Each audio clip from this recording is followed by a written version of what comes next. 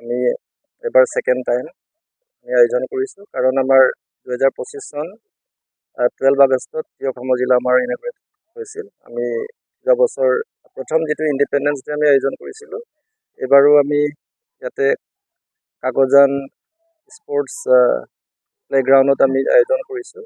So মই সকলোকে অসম জিলাৰ LACৰ সকলো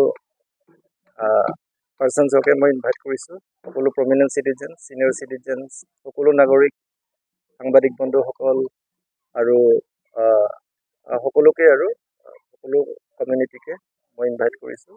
আমি খুব উলহ মালহেৰে আনন্দৰে 80 সংখ্যক ইণ্ডিপেণ্ডেন্স ডে আমি আয়োজন কৰিবৰ কাৰণে ওলাইছোঁ। ইয়াত আমাৰ স্কুলছবিলাক, কলেজেছ সকলোবিলাক আহিছে।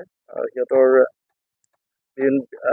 বিভিন্ন প্ৰগ্ৰামছ আছে, কালচাৰেল প্ৰগ্ৰামৰ পৰা আৰম্ভ কৰি পেলাই আৰু আমাৰ এটা ইণ্টাৰ বেডমিণ্টন কম্পিটিশ্যনছ এটা হ'ব, ইণ্টাৰ ডিপাৰ্টমেণ্টেল আৰু ইণ্টাৰ ইনষ্টিটিউচনেল এটা কম্পিটিশ্যন হ'ব, ডিপাৰ্টমেণ্টেল কম্পিটিশ্যন।